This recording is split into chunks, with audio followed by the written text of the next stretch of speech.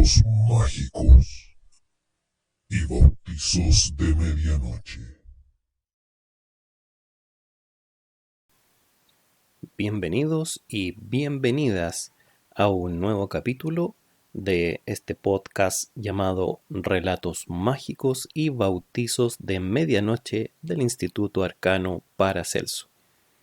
En esta oportunidad debutamos con una nueva sección dentro de este podcast que se llama Quiero mi conspiración ahora.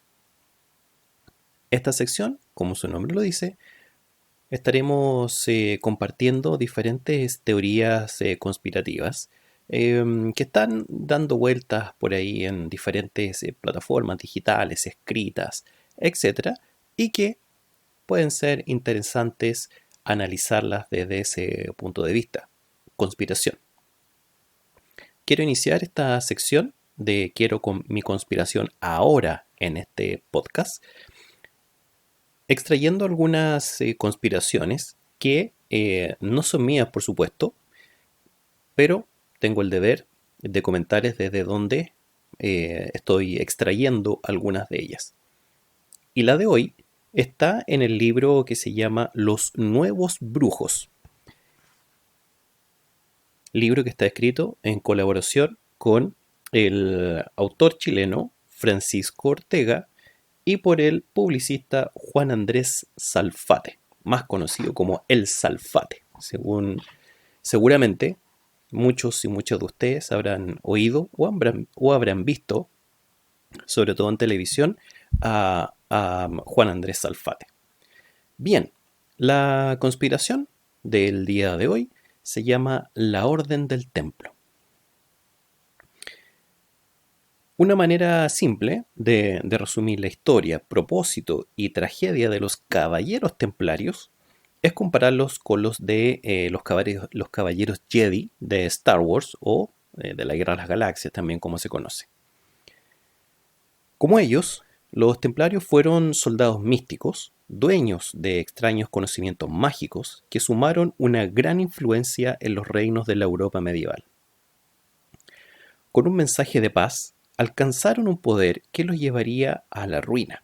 En una avalancha de enemigos levantados en sus sombras, su propia amenaza fantasma interna, como Palpatine y Darth Vader en la canónica saga de George Lucas.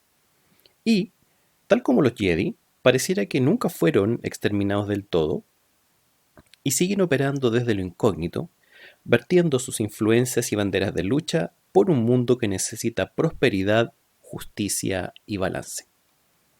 Fue en la década del 1090, cuando en lo profundo del corazón cristiano afloró la necesidad de recuperar la mítica Tierra Santa que figura en las Sagradas Escrituras, en especial toda la región alrededor de Jerusalén, actual Palestina e Israel. El emperador bizantino, Alejo I, Comneno, pidió ayuda militar a Occidente y el Papa Urbano II, durante el concilio de Clermont en Francia, inició la guerra contra los musulmanes que ocupaban la tan preciada ubicación geográfica, que fuera el telón de fondo de las historias relatadas en el Antiguo y Nuevo Testamento. Los escenarios de las epopeyas que comenzaban con Josué, Samuel, Sansón, el rey David y su hijo Salomón, terminaban con Jesús de Nazaret. Se inició así la primera cruzada a cargo de valientes guerreros, sensibles y librepensadores que de manera voluntaria se encaminaron a liberar Jerusalén de los invasores impíos a cambio del perdón de Dios. A estos guerreros se les llamó cruzados por sus castos atuendos blancos escudados por una prominente cruz roja sobre el pecho. Tras batallas y masacres que casi aniquilan a toda una cultura en nombre de Dios, un grupo de 9 cruzados se estableció en las ruinas del Templo de Salomón. En el lugar se encontraron con pergaminos ricos en conocimiento y otros artefactos de antiguas culturas paganas que parecían, o eran, mágicos. Entre ellos se sostiene el preciado Santo Grial, la copa en la que bebió Cristo durante la última cena y en la cual José de Arimatea depositó la preciada sangre del Hijo de Dios tras la crucifixión. También restos del Arca de la Alianza, el objeto de oro entregados a Moisés para guardar su poder y las tablas de la ley, es decir, los 10 mandamientos. Y por supuesto, gran parte del oro, la plata y las joyas de las legendarias minas del rey Salomón. Tal obtención de conocimientos y riquezas le dio la gran fama a los 9 cruzados originales, ahora llamados Orden de los Pobres Caballeros de Cristo del Templo de Salomón, que a partir de 1118 originó a una camada de soldados político-espirituales que terminaron siendo la envidia de los poderes fácticos de la época. Es entonces cuando empiezan a ser llamados simplemente templarios o caballeros del templo. Una vez que volvieron a Europa, empezaron a recibir nuevos iniciados. Muchos de estos aprendices eran hijos de nobles ricos, clérigos, trabajadores e incluso mujeres, en un acto de inclusión de género rara vez visto. De hecho, los templarios fueron la única orden medieval que tuvo, entre comillas, caballeras en sus filas. A todos y todas se les exigía estar dispuesto a entrenar su cuerpo y mente en pos de fortalecer el espíritu o chispa divina que confirmaba la presencia de Dios en cada ser humano. El objetivo final era generar una élite de luchadores para vencer tanto en un rudo campo de batalla, así como en el no menos antipático mundo de las ideas y los debates intelectuales sobre asuntos ontológicos y esotéricos. Todo junto con una fe a prueba de lanzas y mandobles. A los nuevos miembros de la orden se le exigía la entrega de sus posesiones materiales junto con votos de castidad, pobreza y obediencia. Y un detalle no menor, a los hombres se les prohibía cortarse la barba.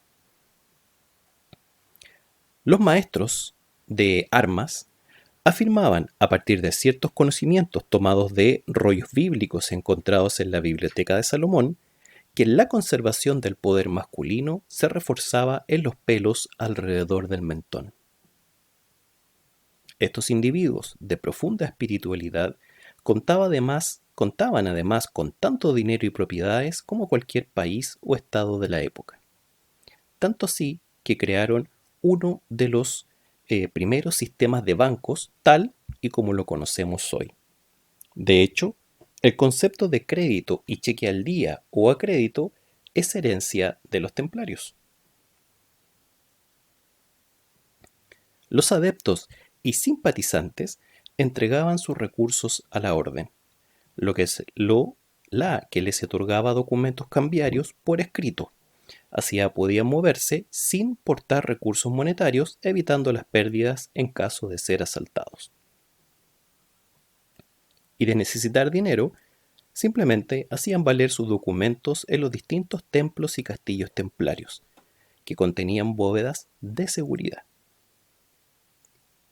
Por dar un ejemplo, solo en España, la orden mantuvo 240 propiedades que al mismo tiempo eran sedes de dinero.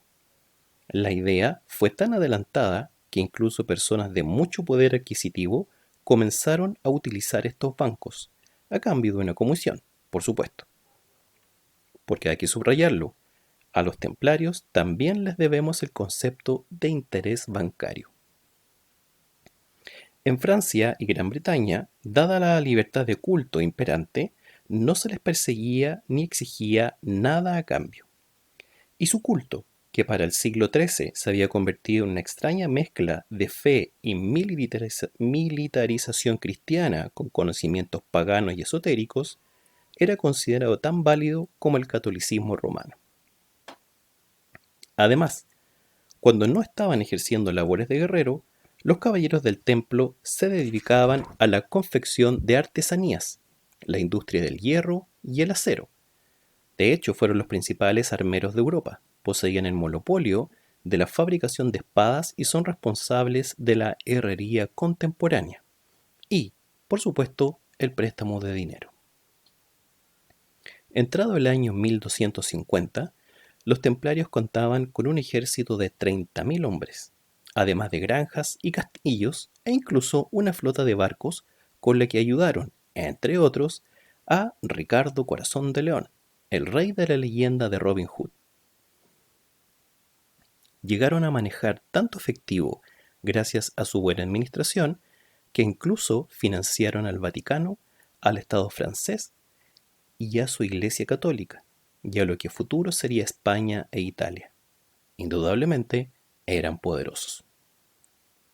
Pero además habían acumulado un capital inmaterial aún más relevante que el monetario, el respeto y cariño de los pueblos. Incluso recibían parte de los diezmos, con lo cual podían construir castillos e iglesias por toda Europa y Asia Menor sin pedirle permiso a nadie. Es decir, se habían vuelto autosuficientes y sin miedo. Finalmente, personas muy peligrosas para la seguridad de los reyes y curas, pero sobre todo personas que levantaron la envidia entre quienes se suponía eran cercanos y aliados. Para 1307, Felipe IV de Francia le debía tanto dinero a los caballeros del templo que comenzó a ver su reino tambalear. Conspiraciones y rumores políticos lo alertaron acerca de la amenaza que ellos representaban para Francia. Era tanto el poder militar y económico que tenían que la posibilidad de que los guerreros de Cristo tomaran el control del reino se hacía muy posible. Tradicional aliado de la orden, Felipe IV les dio la espalda y ordenó la disolución de los templarios, mandato que no tardó en convertirse en persecución y destrucción. Empezó una gran purga, acusándolos de blasfemia, herejía y sodomía, entre otros cargos. El problema de Felipe era que tenía que lograr el apoyo de la Iglesia para terminar con este grupo y aprovechando la muerte del Papa Bonifacio VIII, tuvo en su sucesor, Clemente V, el aliado para el golpe final. Los adversarios ordenaron capturar a Jacques Bernard de Molay, 23º gran maestre de la orden. Fue juzgado y hallado culpable por, entre comillas, propia confesión de los delitos que se le inculpaban, quedando en las bitácoras de la época como el mismísimo anticristo. La condena fue limpiar su alma en la hoguera, donde su grito de consigna se escuchó en todos los rincones del antiguo mundo. Pagarás por la sangre de inocentes, Felipe, rey blasfemo, y tú, Clemente, traidor a tu iglesia, Dios vengará nuestra muerte y ambos estaréis muertos antes de un año. Aunque la muerte de Molay sucedió el 18 de marzo de 1314 en París, su captura, torturas y juicio habían comenzado 5 días antes, el viernes 13 de marzo. Curiosamente, también era viernes 13, pero de octubre de 1307, cuando la purga de Felipe IV contra los templarios fue ordenada. Esta, entre comillas, casualidad dio al viernes 13 la fama de día de mala suerte, iniciando una tradición que se mantiene, salvo en Hispanoamérica. En el mundo de habla castellana, el viernes 13 fue cambiado por el martes 13, por dos razones. Por una parte, la Iglesia Católica Española buscó situarse lejos de todo lo que tuviese que ver con los templarios y, por otra, la asociación de Martes con Marte, el dios de la guerra y la sangre en la mitología romana. Con la muerte del maestro Jacques de Molay terminaba la historia de 200 años de fe, ascenso y riquezas de los templarios. Los vastos recursos de la orden fueron repartidos, confiscados y transferidos al tesoro galo y al Vaticano. Y desde ese momento empiezan las conjeturas de qué es lo que pasó con los conocimientos y los secretos que escondían, dando inicio a una plaga de leyendas. Se cree que algunos miembros o seguidores fieles se escondieron en la clandestinidad, ocultando lo que pudieron, y que también siguieron funcionando entre logias secretas como es hasta hoy la francmasonería, en permanente disputa con la Iglesia. Pero la verdad es que no se les puede culpar. Se cree que entre los objetos que los herederos del templo lograron salvar de los tentáculos del papado están las columnas y el candelabro del templo de Jerusalén, los restos del Arca de la Alianza y sobre todos el Santo Grial, al que consideran como la llave del dominio del mundo, ya que no es solo un objeto material, copa o cáliz que un día contuviera la sangre de Cristo, sino el símbolo del camino de perfección, el conocimiento total, la clave de la supervivencia y el sumo poder de los templarios. Se trata del secreto mejor guardado, la verdadera herencia sanguínea del Hijo de Dios, lo que define el juego de palabras sangre real, sangreal, santo grial, es decir, la descendencia de Jesús y su verdadera consorte, María Magdalena. ¿Qué es entonces este objeto? Una copa, la familia sanguínea de Cristo, el cadáver momificado de su esposa María Magdalena o el cuerpo del propio Nazareno que fue escondido por sus discípulos para mantener la idea de la resurrección y el dogma cristiano que vino después. Hay que recordar acá que la idea de la resurrección y el ascenso de Cristo a los cielos no estaba en los libros originarios de la Biblia, sino fue recién agregados hacia el siglo X. Es decir, durante los primeros 1000 años de fe cristiana, para los fieles, Jesucristo no había resucitado ni menos ascendido a los cielos. Eso, nos guste o no, fue invento de los hombres, no estaba en los libros santos. ¿Que el profeta Isaías anunció la resurrección del Mesías?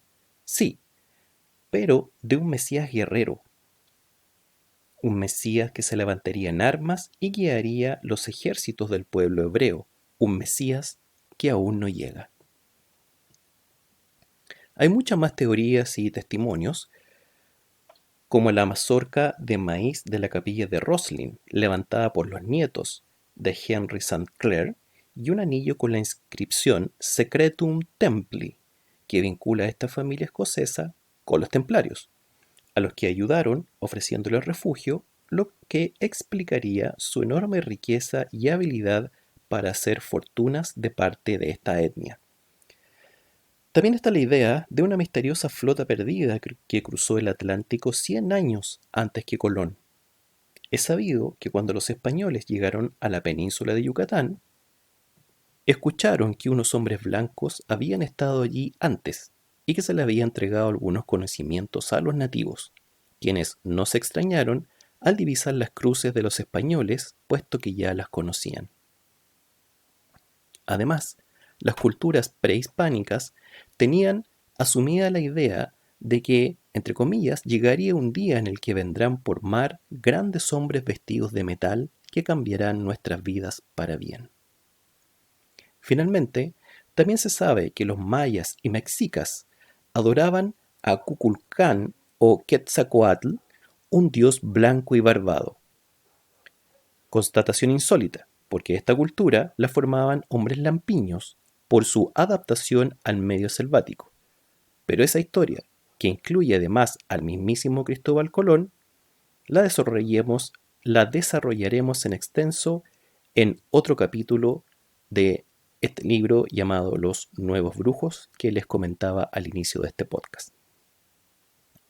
¿Existen herederos de este movimiento político espiritual en nuestra época? ¿O acaso estos conocimientos y preceptos nunca se interrumpieron?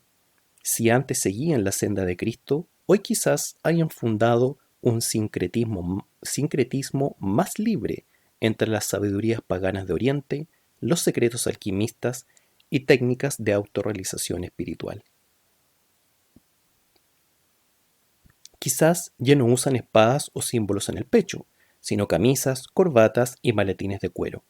Quizás no se llaman a sí mismos caballeros, sino profesionales en distintas áreas del conocimiento, pero siempre enemigos de los dogmas más fácticos, esperando el momento oportuno para saciar su sed de venganza contra lo que en misas, cenas fastuosas y fiestas depravadas invocan en vano el nombre de Dios o, mejor dicho, del gran arquitecto del universo. Ya han comido y disfrutado lo suficiente, tal vez digan un día a los herederos del templo, esgrimiéndose espadas modernas que abrirán las puertas del verdadero nuevo mundo, el que comenzará con la revelación de la verdad tras el grial.